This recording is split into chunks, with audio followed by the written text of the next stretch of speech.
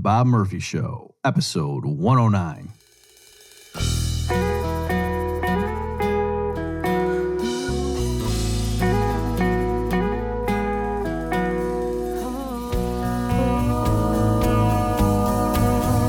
There's a tidal wave coming. What you gonna do? Get ready for another episode of The Bob Murphy Show, the podcast promoting free markets, free minds, and grateful souls. It's your source for commentary and interviews, conducted by a Christian and economist. Now here's your host, Bob Murphy.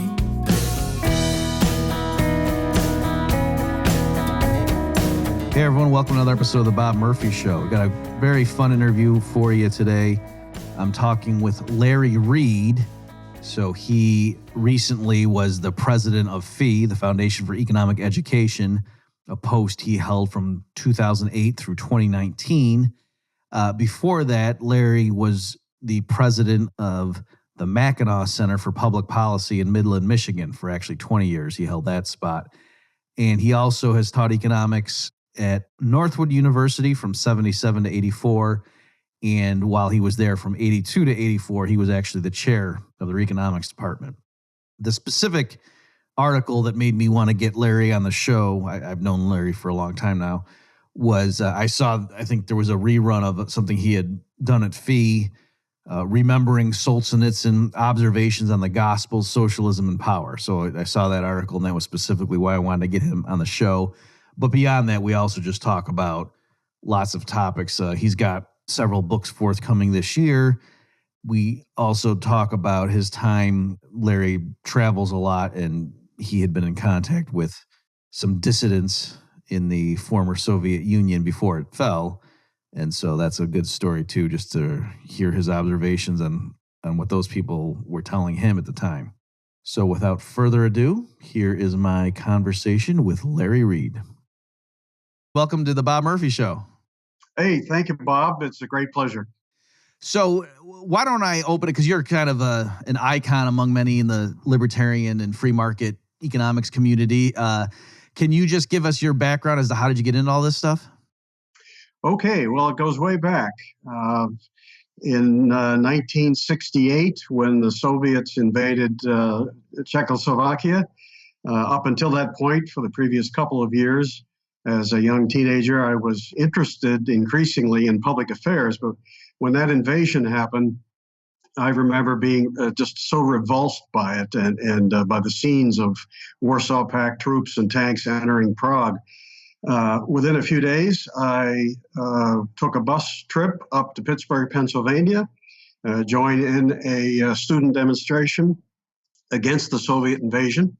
And at that point, I joined a group called Young Americans for Freedom, now Young Americans Foundation. And I was sent a package of materials, mostly from FEE, including Hayek's Road to Serfdom and Hazlitt's Economics in One Lesson, Bastiat's The Law. I devoured those things, and that's when I decided, what that would have been age 15, 14, that this message of liberty in some way or another is going to be my career.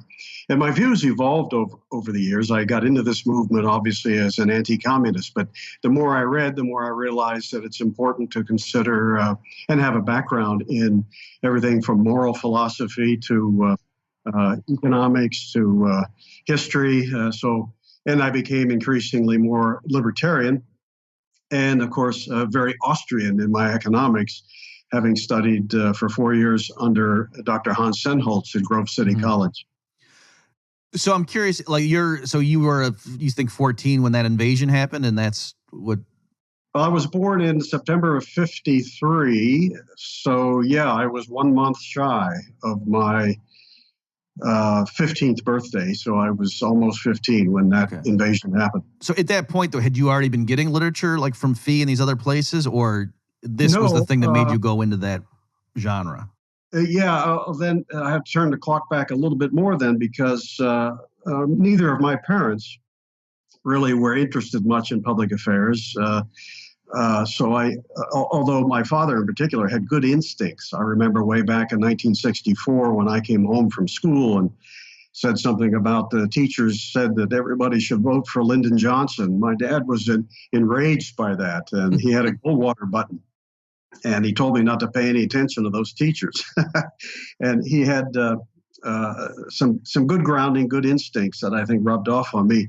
But I saw in 1966, when I was 12, The Sound of Music, the movie. And I didn't want to go see that. My mother took me to Pittsburgh to see that. And but when I was there, I was enthralled by it. She had told me that this was based on a true story. I knew nothing about the background of Eastern Europe before World War II. And I think that was the first time I realized at that young age that there are a lot of people in the world who don't enjoy the degree of freedom that we still had in the United States. And so I started reading everything I could about the history of pre-World War II Europe. And so when Prague Spring rolled around, which is, of course, in Czechoslovakia, not in Austria where the movie was based, but it was right next door. When that began developing in 1968, I was riveted to the news and cheering on the Czechs, hoping that this movement toward more freedom would continue and the Soviets would leave it alone. So when the Soviets didn't leave it alone and invaded, I was kind of ripe for a much more in-depth discovery of these ideas of liberty that have so animated me in all the decades since. And that's interesting because, like, one might have thought, seeing The Sound of Music, the reaction would be like, oh, wow, the right-wing Nazis are bad, so the communists must be good. But you were appalled at, like, authoritarianism or anti-freedom parties, regardless of the particular ideological slant. Yeah, exactly. And I've often told the story that about the time my father may have planted some anti-authoritarianism in me. This was way back in the third grade when he wanted to take me to Florida for a week's vacation in February. And I was going to a public school, and I mentioned something to the teacher about I was going to go to Florida for a week. And she lit into me and she said, your dad cannot do that. He cannot take you to Florida. You can't leave for a week. And I went home to tell him that, hey, the teacher says she's going to tell the principal and you're going to get a phone call and they say we can't go. And I'll never forget when my dad did get that call. I only heard his side of the conversation. He was a patient guy, but firm. And I remember at some point he said, and this is, I think, verbatim, he said to the principal, now you listen to me.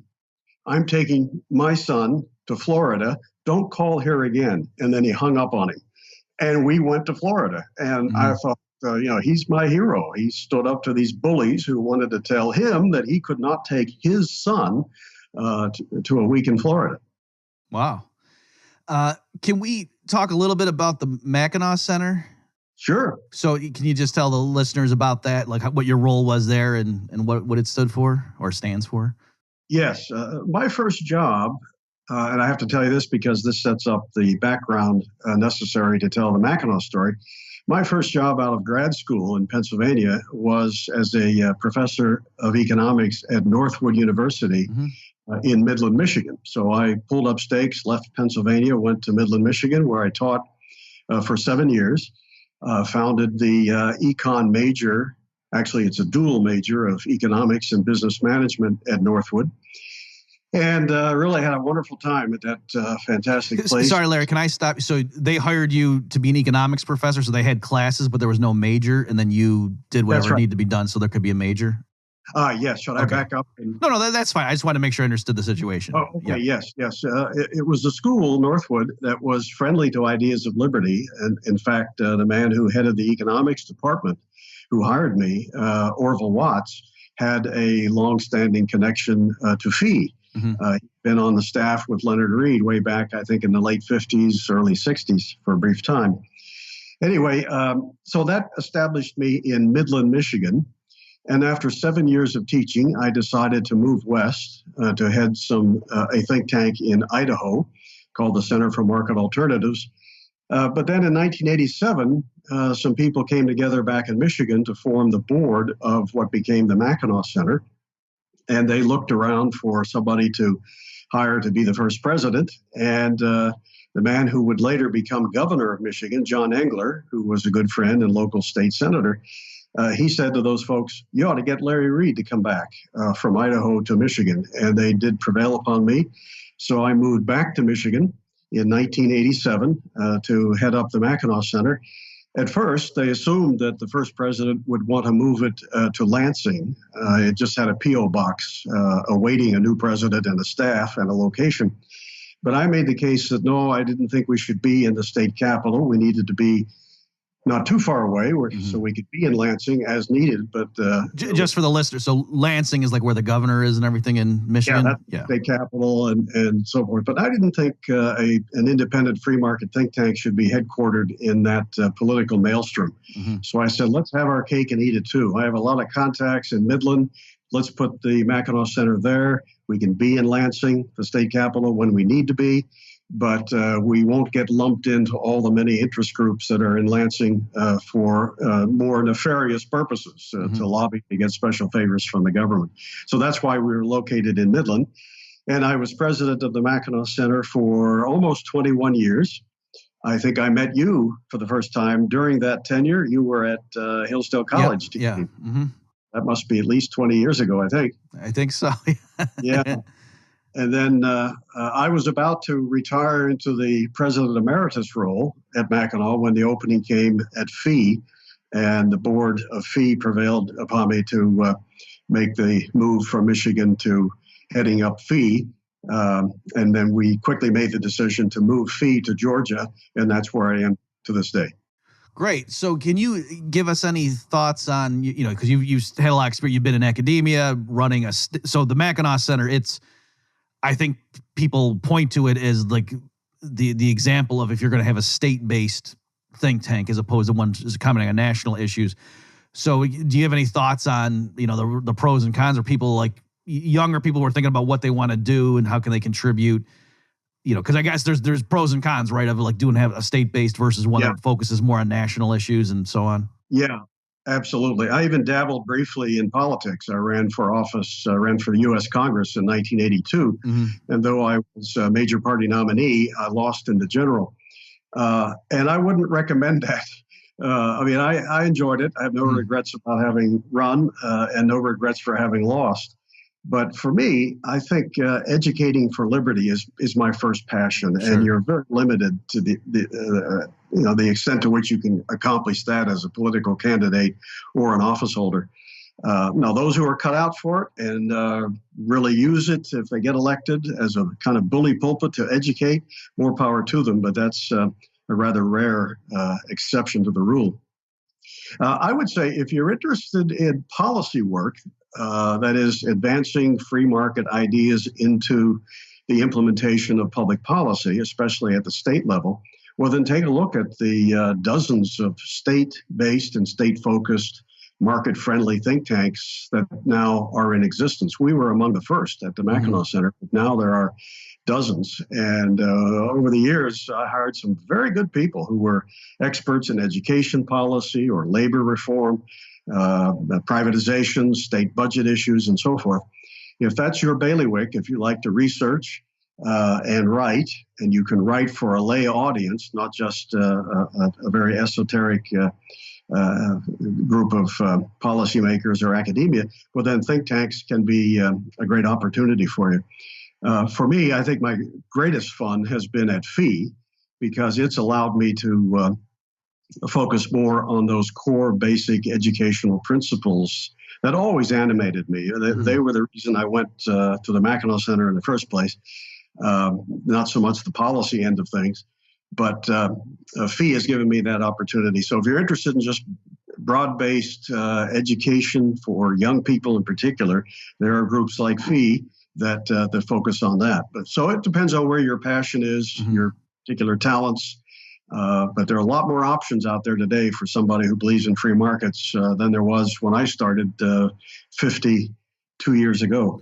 Yeah, exactly. And I somehow hadn't been on my radar either because I got my PhD at NYU and I just assumed I was going to be a college professor for the rest of my life. And then when things turned out that didn't make sense, in terms of my family situation, I was like, oh, wait, there's all these think tanks that they could certainly use. I mean, you don't need to have a PhD, but it doesn't hurt. And so anyway, it would, if people like these ideas, there's lots of things you can do. It's not merely that, you have to be a college professor somewhere teaching economics. Yeah, that's right. And if you have an entrepreneurial spark in you, well, then rather than go to work for one, create one if there's a need in a particular corner of the country where you may be.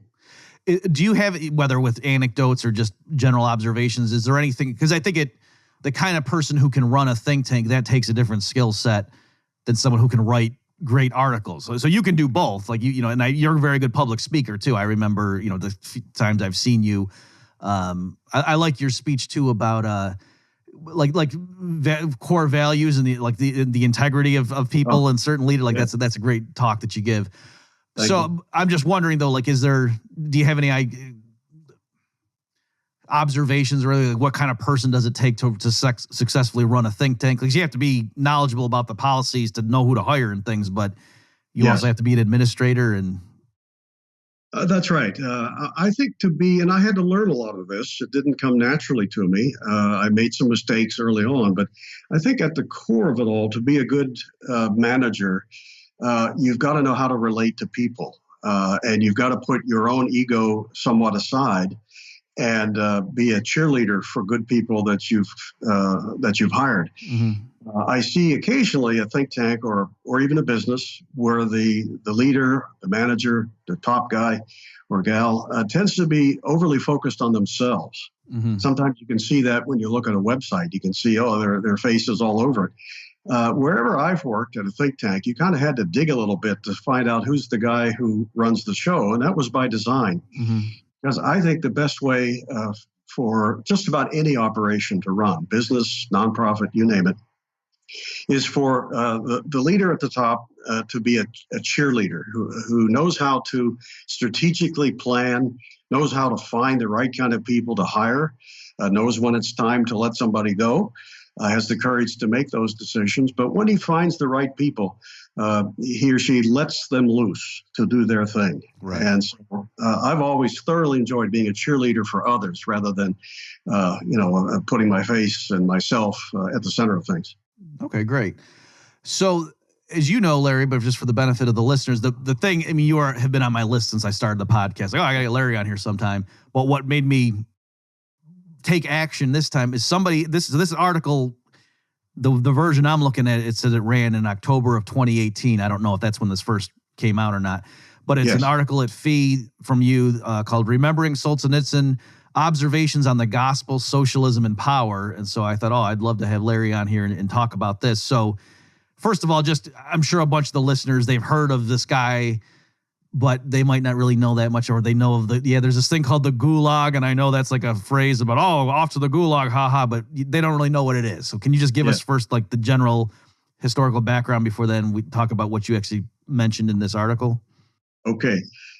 Alexander Solzhenitsyn was a Nobel laureate. He was a prolific writer, but most importantly, he was a leading dissident who exposed from the inside of the Soviet prison system many of the horrors of Soviet communism. He was born, I think now 102 years ago, thereabouts. Yeah, I think that article came out at the time to celebrate the centennial of his birth in 2018. He served in the Red Army during World War II against the Nazi Germans, and that's when his conscience really was pricked. He had up to that point known only Soviet socialism, Soviet communism, and the propaganda that the regime fed people every day of the week. But he was a discerning fellow, and he began to see some of the horrors and the atrocities committed by the regime that every day told the people, we're for you. We're here to make life better for you. This is a people's government and so forth. And he was one of those guys who said, wait a minute, that doesn't square with all the nasty stuff I'm seeing. Well, he actually voiced some of those objections to Stalin in particular during the war years, and that got him 10 years in the sprawling Soviet prison system, which he dubbed later in a famous book, the Gulag Archipelago. And that name derives from a sort of a network of prison concentration camps, if you will, around the Soviet Union. There were many of them, which were populated often with people who had done nothing in the way of a criminal offense against another person's life or property, but simply disagreed with the state and said so, and endured terrible punishment and sometimes death in these facilities. Well, Solzhenitsyn nearly died in the Gulag. He credits a particular doctor named Boris Kornfeld with having renewed the spark of life and spirit in him. Kornfeld was a Christian and played a role in sparking a renewed faith on the part of Solzhenitsyn in Christianity as well. When he was released from prison in 1953, he spent a number of years quietly, secretly writing this fantastic book, so pivotal in the history of Soviet communism, The Gulag Archipelago. He had to get it smuggled out of the country in order to be published abroad. His books were, with one exception, never allowed to be published in the Soviet Union. And of course, this one in particular, they would never have permitted. So he took some extraordinary measures to smuggle his manuscript out. And when it was published in the West, it was a bombshell. So many of us, of course, knew that Soviet communism had terrible facilities for people who disagreed with the state. But here was, for the first time, a very in-depth look at life on the inside. And oh my gosh, it was a blockbuster. I get goosebumps just thinking about it. And ultimately for that... So when did you read it? I remember it was when President Reagan was in the White House, so it would have to be sometime in the 80s. Okay. When I first read it, I still had my first copy, kind of a silver-covered paperback that's all beat up from my having read it at that time. It's not small either. It's probably 1,000 pages.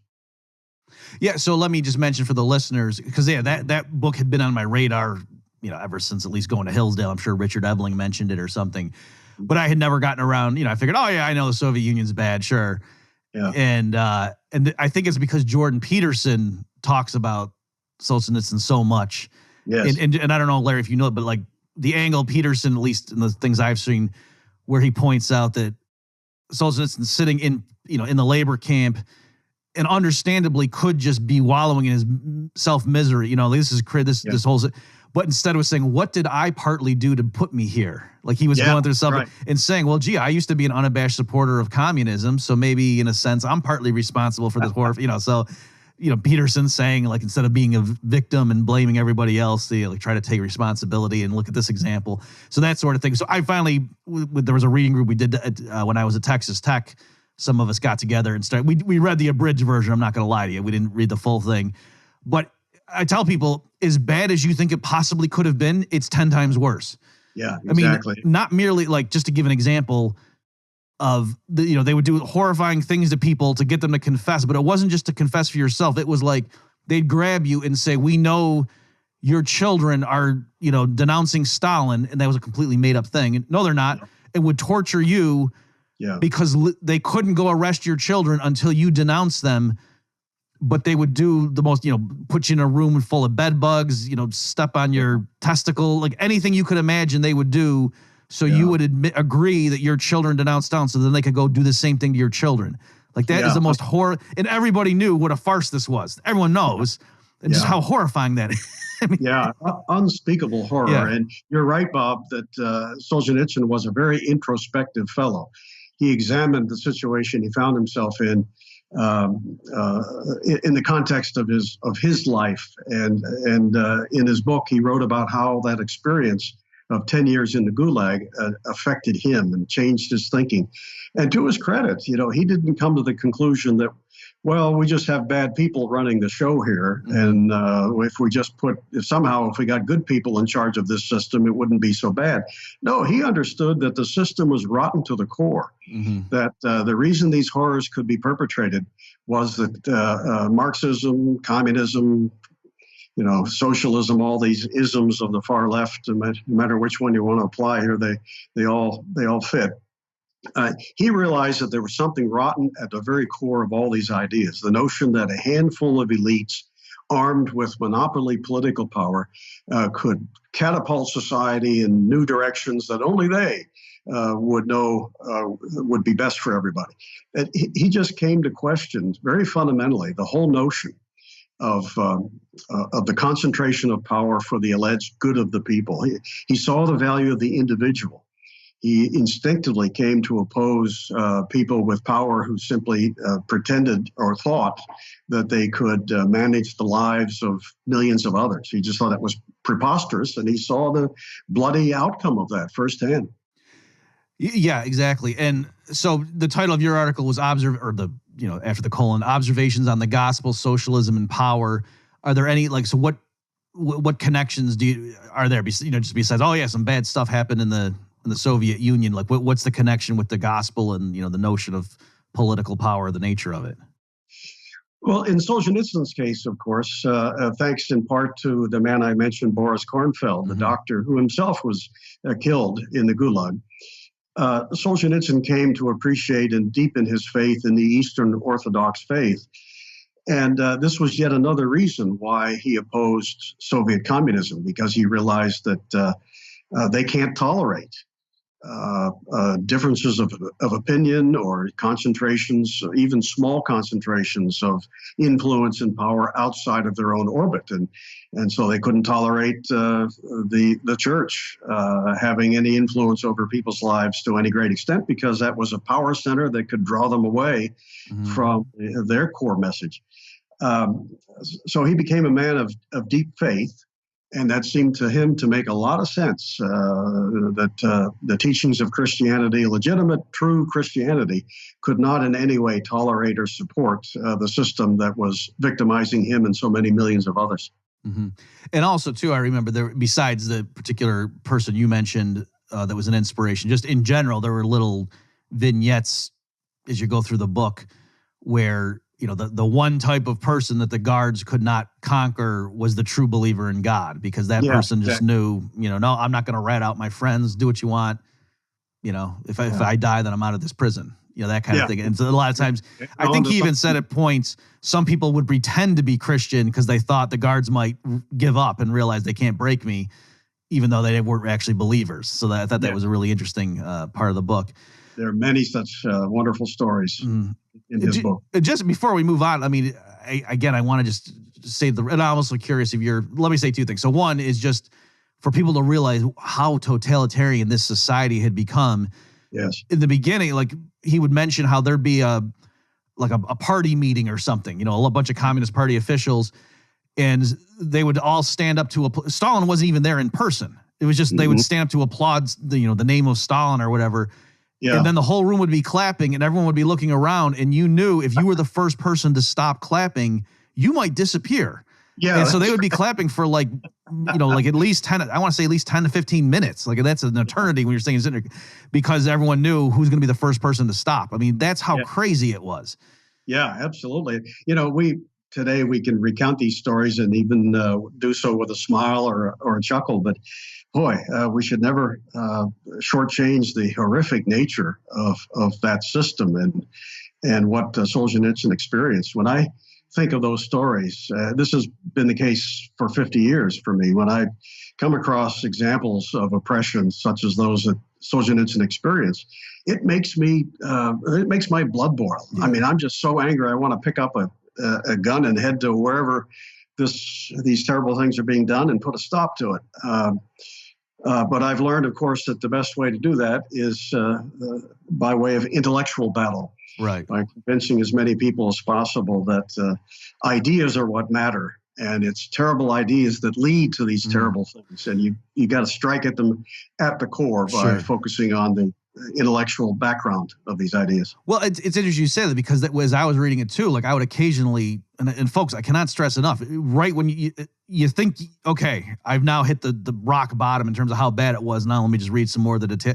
And it just kept getting worse. There kept being more elements of the Orwellian nature of it. Like I said, it's not just that it was physical torture. Okay, fine. But again, that they were making it look like it was a justice system, and that they were forcing you to implicate your loved ones too.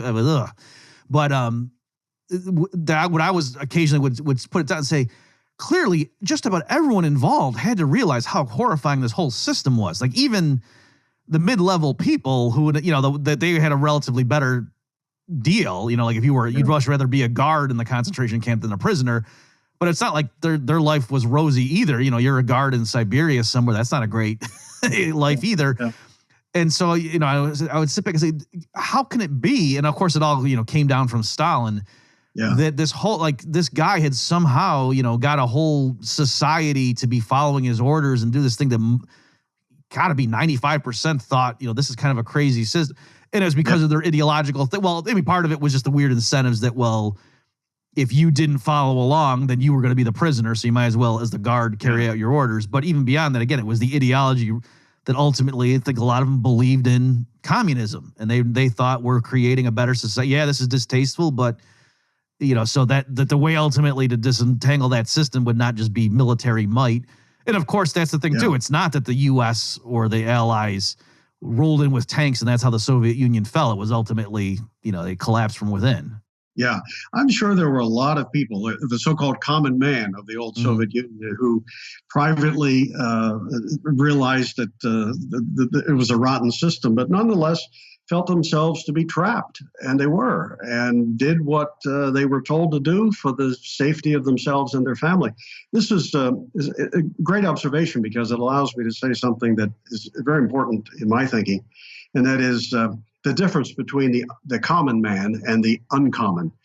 We hear so many praises to the so-called common man, but I have a special appreciation for the uncommon, and Solzhenitsyn was uncommon. I mean, the common man in the old Soviet Union typically was a person who, even if he was bothered by the system, kept quiet about it. But it was the uncommon that ultimately paved the way for the overthrow of that system. It was the Solzhenitsyns who put everything on the line, who ultimately didn't care if it meant their lives. They were going to speak out and do what they could on behalf of something better. And I thank God every day for uncommon people who speak truth to power, who have the uncommon courage it takes to get rid of some of these evils that trouble the world. Yeah, exactly. I mean, because to the extent that there are systems in place where most people deep down recognize this isn't right, but, what can I do? Or maybe I'm the only one who's thinking of it like this because everyone else is pledging fealty to Stalin. Yeah. Even though I'm having, but if everyone's thinking that, then, Yeah. And so, what does it take to snap out of that? Was some brave people have to be the ones that publicly say, no, this is wrong. And then that gives courage to the others and maybe the whole system can collapse quick. Just like, again, actually, why don't I ask you about that if you don't mind? Because you're older than I am, so you would have been more politically aware when it happened.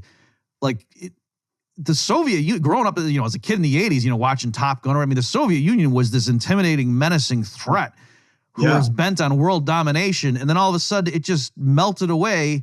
Yeah. And U.S., the political, it's kind of moved on to the next topic. Like, oh, what's the worry about the budget deficit now? Or so, you know what I mean? Like it was like, wait a minute, what the heck just happened there? Yeah, I know not many people saw that coming, but I'm very proud of the fact, and I've got plenty of news clippings to illustrate this, that in the very late 80s, I was giving speeches under the title, The Coming Downfall of the Soviet Empire. Oh, that's great. I didn't know that. I wasn't just setting you up with a softball. That's kind of what I was wondering is, did you see it coming? It sounds like you did. Well, I never knew when it would come. I never put a date on it, but I was giving speeches in the late 80s that it was imminent. It was on its way. Mm-hmm. It was inevitable. And that was not because I was sitting back home just reading the newspapers. I was experiencing it firsthand in trips to communist countries like Poland, and I made 6 trips to the old Soviet Union. And I took a few chances. Mm-hmm. A lot of the press who were stationed in those places in those days, I think they just sat around and waited for the official government press releases to come out. And then they wrote about that. But to really understand what life was like and the ferment that was taking place beneath the surface, you really had to get out amongst people, talk quietly, privately, secretly, make contact with people who were active in the very vibrant underground in the old Soviet Union. I did that, and I was just blown away time and again that, wow, nobody in the West seems to realize I think President Reagan did. He was getting some of this information, but most people in the West didn't realize that beneath the surface of Soviet stability, there was a massive and growing ferment in the 1980s of dissidents who were moving in the other direction. You look at the great events of history where pivotal changes have taken place. So many of them have been almost unpredictable in advance. Mm-hmm. But then you look back and you realize, there were things percolating behind the scenes and beneath the surface for a long time that made it happen. And then they were sudden when they occurred because you have to get this unique constellation of ideas and personalities and events that come together unpredictably at the same time, and bingo, big changes can happen. That's what happened in 1989. And you look back and you realize, wow, these ideas beneath the surface were a major factor. And then you had people like Solzhenitsyn and Sakharov, the leading dissidents of the Soviet Union, speaking out. And then you had political leaders who were putting the political heat on the Soviets, from John Paul II to Margaret Thatcher, Ronald Reagan.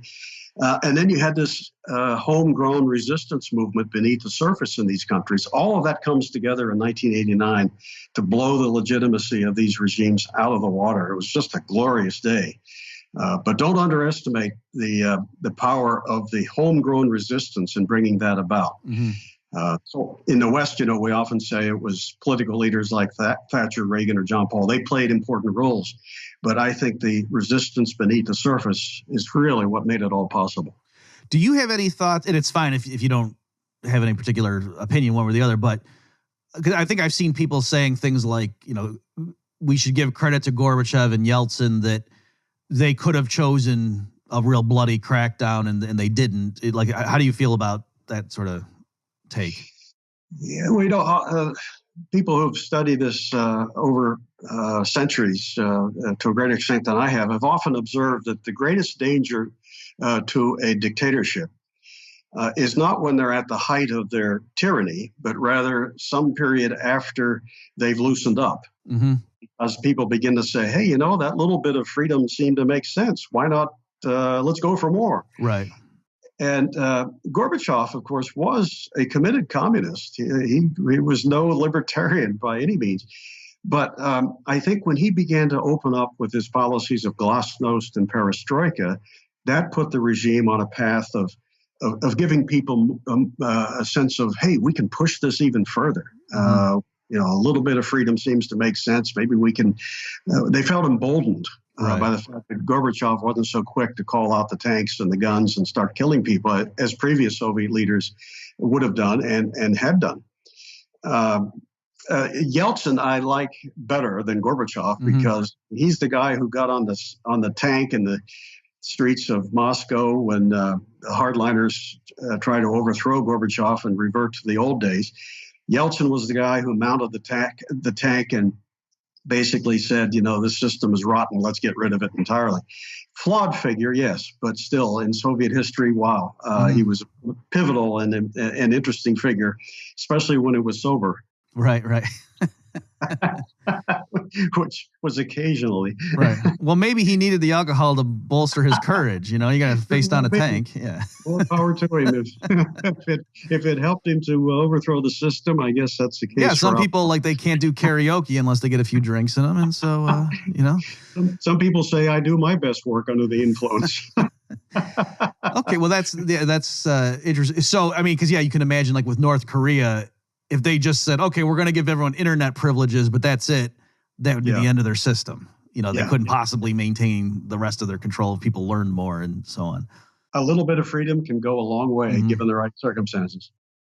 Well, you're working on some other things too. I know you've got, is it 3 books that are still coming out in 2020? Do I have that right? Yeah, 3 altogether. One has actually come out. Okay. It's a translation of a previous work with some editing and additional chapters. A book I did a couple or 3 years ago called Are We Good Enough for Liberty was translated into Portuguese by a prominent Brazilian publisher, and that appeared in bookstores all across Brazil in January and is doing very well, by the way. It's the second time this publisher has taken something I've done and published it in Brazil. And the first one, a couple of years ago, was a bestseller for a period of time. So, but that didn't require a whole lot of new work. That's a reprint. What's the premise? Like saying we have our cultural values have to be adequate? The premise of that book, which you can get through Fee or Amazon, Are We Good Enough for Liberty? The premise is that there is a strong connection between liberty and character, that they're the two sides of the same coin. That a nation that allows of individuals who allow their character to suffer, in time will lose their liberties.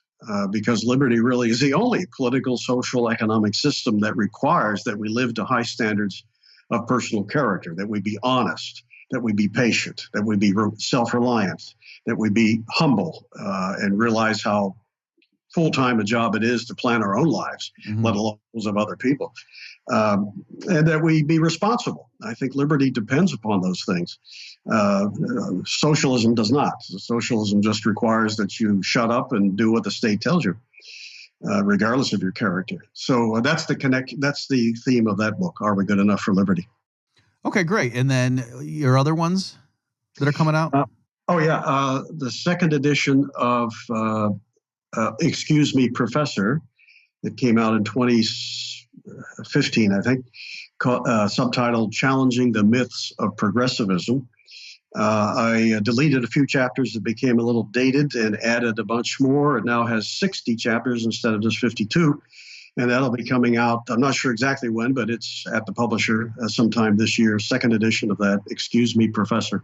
In the title meaning because these progressive myths are typically caught in American colleges and universities, and so you're arming the student? That's where the preponderance of them emanate from, I do believe. And I wanted to provide a book for students primarily who are hearing these progressive or socialist ideas every day and don't know how to respond to them. And so there'll be 60 chapters in this book, each one dealing with a particular myth about capitalism or misconception the progressives champion. And written in a way that the ordinary student can say, hey, I can understand this. And yeah, my professor's not right about this. I'm going to challenge him with this new evidence. Can you give us some of your favorite examples? One is, of course, you've been in this movement forever, too. So you know that we're often talking about how the folly of the minimum wage. Right. And, that's a chapter that, as Henry Hazlitt put it, you can't make a person's worth a certain amount by making it illegal to pay him any less. That it's a fanciful idea that government can somehow declare people will get a raise, when in fact it simply disemploys people who aren't worth what the government mandates as the minimum. Another chapter, which is also the subject of my forthcoming book that'll be out shortly, concerns the myth that was Jesus a socialist?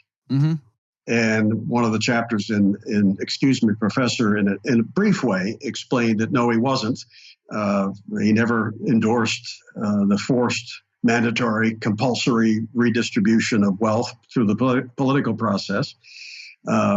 He was interested in other things, and to the extent he dealt with that at all, it was always in terms of a voluntary encouragement of people to provide assistance to those in their midst without gunpoint, doing it out of the goodness of their hearts and their own personal wealth, not through the welfare state. Things like that, 50 chapters in all. And I think you've done a bunch, you might even have a separate monograph, right? Like on the myths of the Great Depression. Am I saying the title correctly? Great Myths of the Great Depression. Yeah, that's now in its, 15th edition. I think I first came out with that in around 1980. And so it's not true that FDR got us out of the Great Depression? No, he prolonged it by the analysis of some economists by as much as 7 years.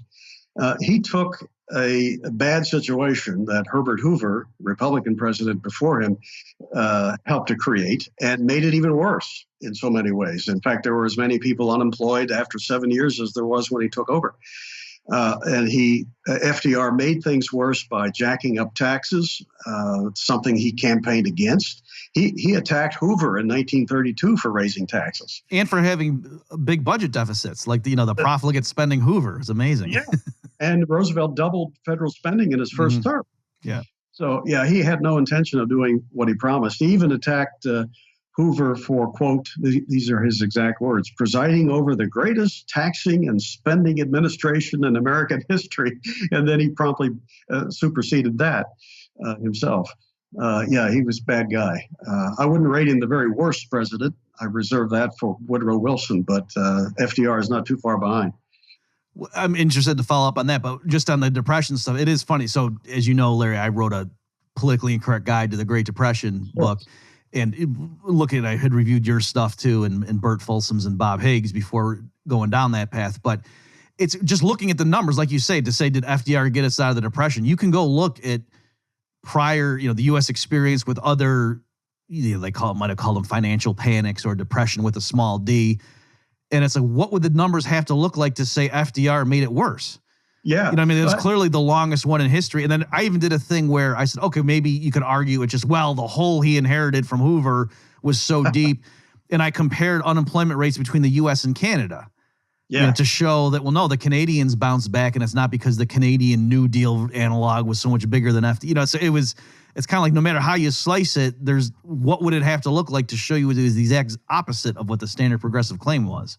Yeah, and you mentioned Bob Higgs. I mean, he has done such great work around the theme of regime uncertainty, meaning that Roosevelt was up to no good in so many areas that he prevented over all those years a renewal of confidence and business investment, because he was raising taxes, imposing all kinds of regulations, taxing agriculture, and using the money to supervise the destruction of crops and cattle, all kinds of nutty things.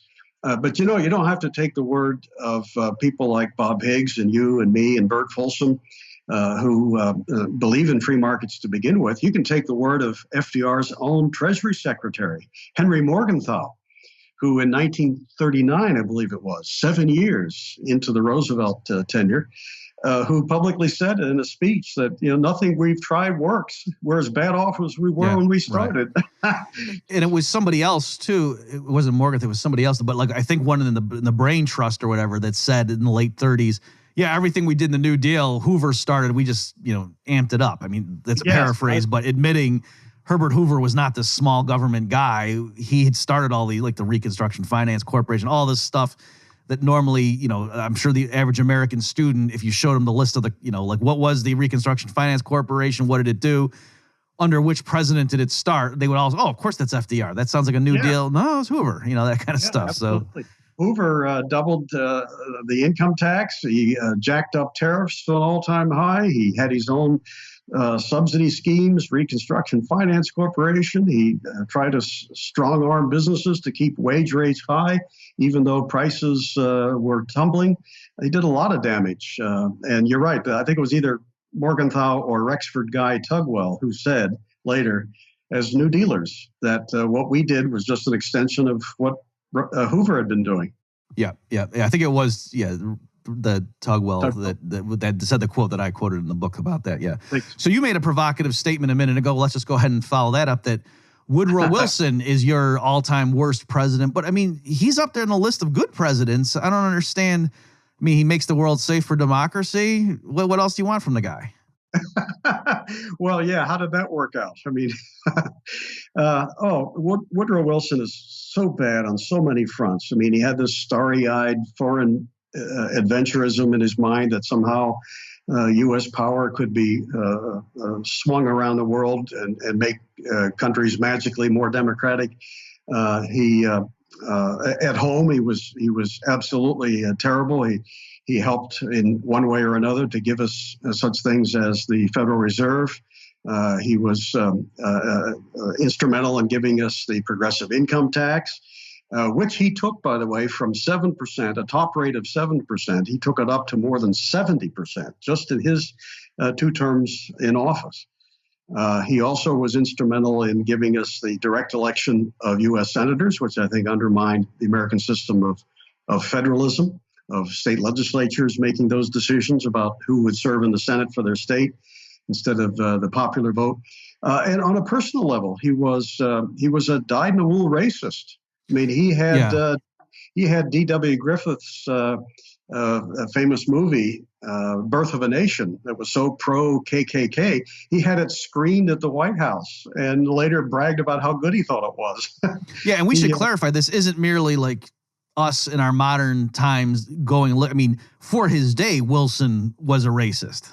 Yeah, absolutely. He threw black civil rights advocates out of his office at the White House. He resegregated much of the federal government. Postal workers who were and committed no crime but were simply black lost their jobs all over the country when Woodrow Wilson was president. I mean, this guy was a reprehensible character, and yet he had this a mystical belief that a smart, after all, he was president of Princeton at one time. He was a smart guy. He just thought that smart people with lots of political power could overcome the U.S. Constitution and people's taste for limited government and run their lives for them. And that guided his 2 full terms. But, to another extent, you could say, who do we blame for Wilson? For him, I blame Teddy Roosevelt, because Teddy's ego, which prompted him to run in that 1912 election, is what split the vote and allowed Wilson to come into office with only about 43% of the vote. And in terms of just the legacy, I mean, it's refreshing that there are mainstream military historians who will, be open to the hypothesis that if the U.S. had stayed out of the First World War, yes, European history would be dramatically different. Maybe we wouldn't know who Adolf Hitler ever was. And these are like not revisionists; these are like normal, popular historians who can entertain that claim. Yeah, I think that's absolutely right. I think that after all, European countries had been at each other's throats for centuries, one time after another. Sooner or later, they came to the negotiating table and worked out their differences. By throwing our weight, that of the U.S., behind one side, I think it ensured ultimately the harshness of the Versailles Treaty that laid the foundation for the Second World War. Mm-hmm. And Wilson was a big part of that. Even though he said he didn't want the Versailles Treaty to be so harsh, in the end, he settled for that because they said, okay, we'll give you the League of Nations.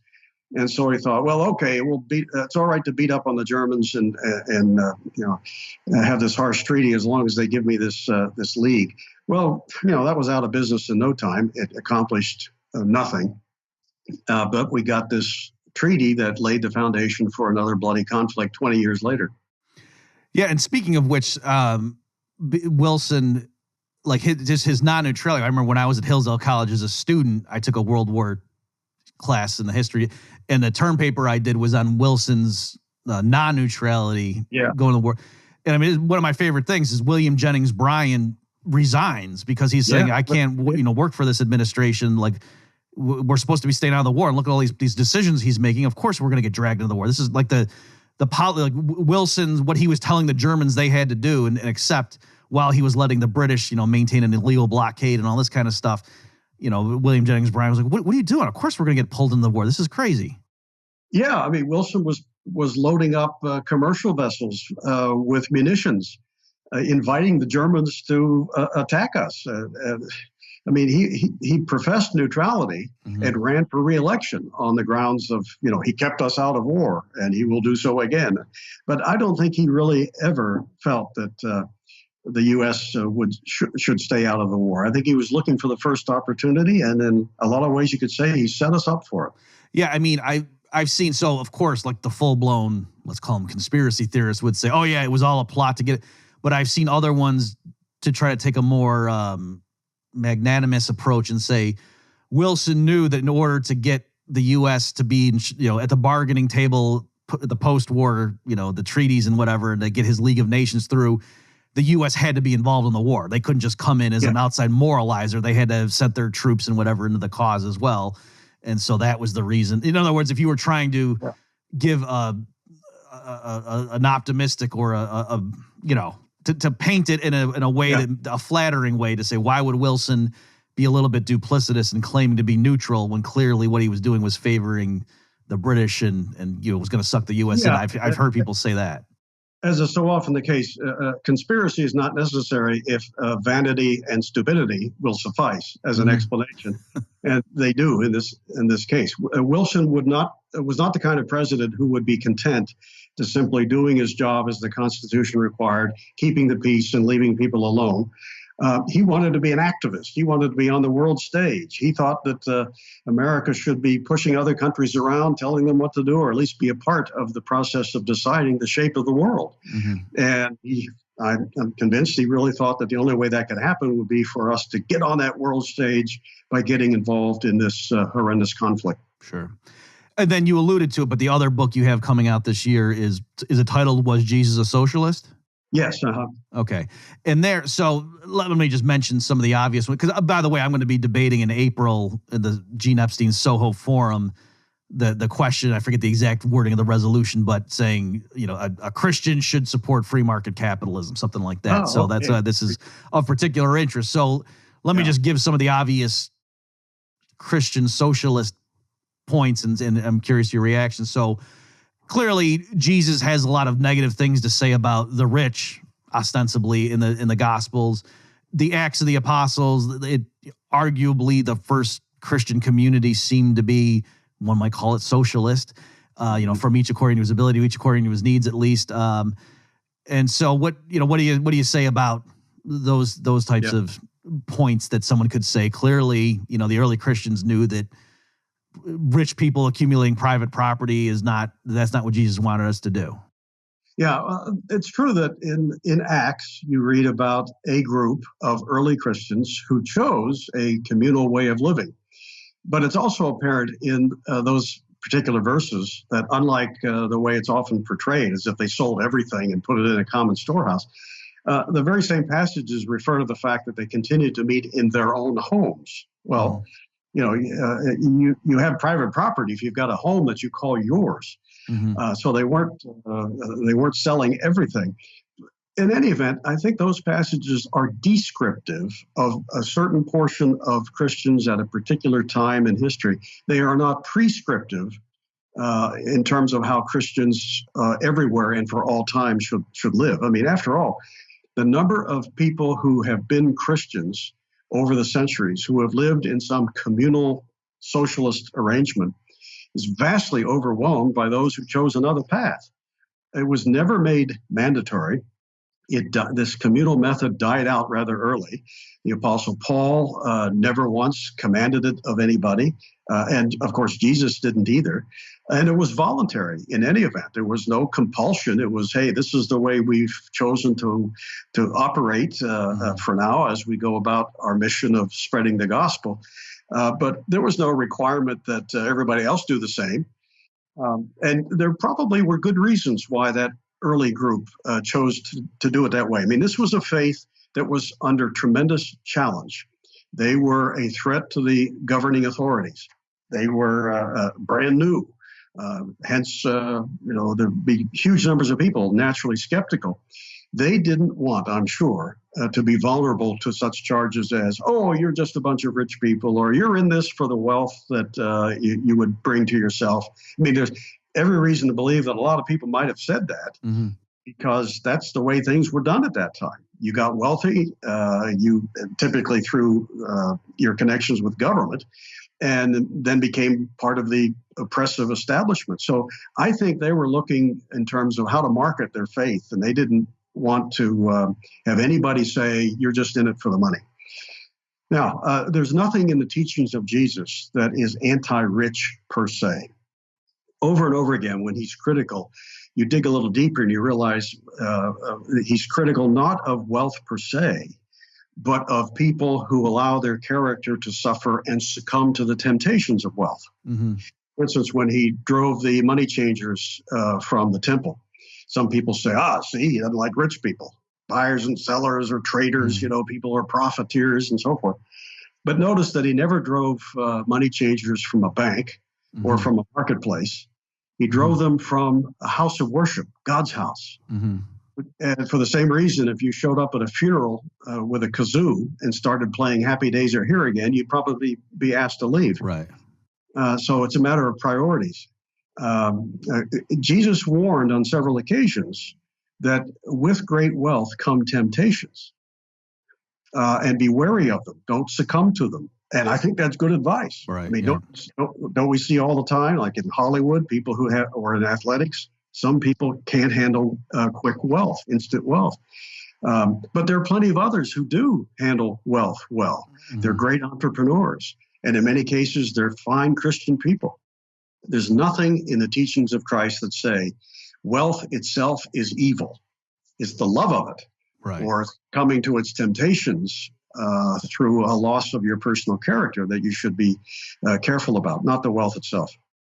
Yeah, and that accords with what I thought. Well, the Acts of the Apostles stuff, I hadn't thought of it the way you're saying there about, partly just because, they were being accused of cannibalism and stuff too. Like, oh, you're drinking the blood of Jesus? That sounds kind of weird. Yeah, so exactly. But to me, it shows that what Jesus was saying is clearly if you put your faith in riches, that's a soul-destroying mistake. That's the message. That's right. And so, to the extent he would be quick to say there are a lot of other things you can put your misplaced faith in too, not just wealth. A lot of things have come with temptations. Sure. And, but I mean, fundamentally too, just that, which you were saying before, it's okay. And even if it were the case that Jesus, we would want, rich people, oh, gee, if there's a bunch of poor people, clearly you should be doing what you can to help them to, use the blessings God has given you as a steward. None of that implies coercive socialism as a political system. No. In fact, consider the story of the Good Samaritan, a parable that Jesus himself told. And what's the lesson of that story? Well, you've got a man along the road who's been beaten. He's perhaps within an inch of his life. He's in great need. A Levite and a politician, I think it was, or at least a bureaucrat, two others passing by and just basically say, see you later. Along comes the man we've come to know as the Good Samaritan. And what makes him different? Well, he doesn't say to the man in need, call your social worker, or I'm sorry, I wish I could help, but it's the government's responsibility, not mine. Instead, what makes him a good Samaritan is he helps the guy out of his own free will and with his own wealth. That's the kind of activity that Jesus wants to encourage, because Jesus was interested in what's in your heart. And it's no sign of what's in your heart when you say, I'm not going to do it, but I'm going to have a politician do it for me. Right. That's cheap talk. And if the Good Samaritan had done anything like that, if he had just said to the guy, somebody else will take care of you, or the government will, we would not know him today as the Good Samaritan. We'd probably think of him as the good-for-nothing Samaritan. Right. And also, I'm sure you know this, Larry, but for the listener, I didn't realize until I was older and studying this stuff that the Samaritans were not liked by the Jewish community. And so that was a particular twist to that story to say, oh, it was a Samaritan that helped this guy. And, so who's the real neighbor here? And also too, just to add to the money changers stuff, I've seen some Christians, who are supporters of capitalism argue that, what's going on there is it's not that Jesus was condemning commerce per se, that if you knew what it was like, the temple required a certain offering and a certain type of coin that the common people didn't have, or if they were coming from abroad.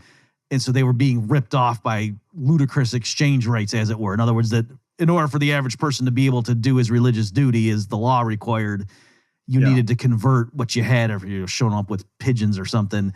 And so that it was like they were sort of taking advantage of the people who were trying to just do their religious duty. So again, you could say, supply and demand, but I think there was a lot, when you knew the exact context, probably regular people too, who are good libertarians, would realize, oh, wow, what those people were doing was pretty shady and sort of offensive to someone who believed in Judaism. And so it's not surprising that that's the one time when Jesus, loses his temper. Right. And it really doesn't take much digging to realize these important additional facts about these situations. That's why I think so often those who claim that Jesus was a socialist, I wonder sometimes, have they really read the New Testament? Is this just a bumper sticker they got from their progressive professor? I mean, have they actually read it? Remember the parable of the talents that Jesus himself tells, when a wealthy man is leaving town for a while, and he gives three guys certain portions of his wealth and says, I'll trust you guys to take care of it while I'm gone. I'll check with you when I get back. And as Jesus tells the story, The man comes back after a period of time, and he brings the three together, and he says, okay, what'd you do with what I trusted you with? By the way, the distribution originally was not egalitarian. He gave one guy one quantity and a larger quantity to the second guy and the most to the third guy. Well, the first guy says, well, I didn't take any chances. I put it in the ground, and so I've got for you just what you trusted me with. And in the story, he's reprimanded. The second guy says, well, I put it to work, and I've got about double what you trusted me with. He's praised. The third guy has magnified the master's wealth to an even greater extent. He's not only praised highly. In the story, Jesus has the money taken from the first guy and given to the third guy because, after all, he obviously knows how to create wealth. If Jesus had been a socialist, he wouldn't have told a parable like that. He would have the third guy as the villain, the greedy capitalist who magnified wealth for his own self-interest. Right. Isn't that the one too? Like he even says something in the parable. The guy says to the first guy, "You could have at least given it to the banker, so they could have lent it out at interest or something." Yeah. That's kind of funny. Yeah. So how many of these Christian socialists have actually read that? Yeah. Well, I mean, in fairness, I suppose they would say, okay, he was just making an allegorical point or something that he didn't mean. Anytime the evidence doesn't fit your presuppositions, you say it's just made up. Yeah, they do that so often. Well, we're, I guess, running low on time here, but I did want to end and give you an opportunity, Larry, because I know you travel a lot and around the world, and as you mentioned, with visiting. So I know, is it time to show the prop that you had? Because that's one little fun thing. The book with the Milton Friedman book? Oh, yeah. I'm very proud of this. In fact, people who come to visit my house, and by the way, you should come sometime. Love to show you around. Not just my house, but the area. But people who come here say, your place is a museum. And it's only because things like this are lying around. But I'm most proud of this possession. It is Free to Choose by Milton Friedman. You can tell it's not a very fancy copy, and that's because it was illegally translated into Polish and distributed illegally by the underground in late 80s before communism was kaput. And I'm proud of it because it was the Polish underground who asked me as my assignment when I left Poland, we need to find $5,000 so we can do this. And I found it from one donor, the good old Jim Blanchard from New Orleans, gold bug and a lover of Austrian economics. When I told him about this, he said, here's the 5,000. I got it to the underground through their contacts in Paris. And before the communists were swept from power, this book, thousands of copies were circulating in Poland, illegal, because of those very proud illegal printers. And I think I'm edgy by doing a tweet that might get me kicked off Twitter, and you're sitting there. Actually, I don't even do that. That's just a throwaway line. I'm actually pretty safe. So more generally, then, this is the last thing I wanted to ask you is, what's your stance? I mean, I don't like the prospects for liberty in the United States. I'm constantly astonished and horrified by the way things are going here. But around the world, like, do you think it's better? Like, are things moving in the right direction, or just what's your take on that? Well, it's like 3 steps forward, 2 steps backwards quite often. And in different places, it's making more progress than others. Right now, there's so much excitement among lovers of liberty and growth in the liberty movement in places like Brazil because of some big political changes there. I'm very hopeful for the long run for that country. I'm an eternal optimist, Bob, even though there are plenty of things you could point to today to say, things aren't going in the right direction there, or we lost that one. I just think that these ideas of liberty ultimately are so powerful that they will prevail. And I do know this: if lovers of liberty give up, if they become pessimists, if they think all is lost or what's the use, that will become a self-fulfilling prophecy. So I tell people, don't worry about what the prospects may seem to be at the moment. Work your heart out for what you know is right. That's what good people do. Never give in. Never let the other side win anything without a fight. And you'd be amazed at some point that big changes will happen. You'll look back and say, wow, we didn't see that coming. But then you'll realize that because good people didn't give up when the going got rough, that's why that cause ultimately won. Yeah, and as we said earlier in this discussion, that a lot of people in the mid 80s would have thought, oh, the Soviet Union's going to be here another 20 years, and not realizing how fragile it actually was. Yeah.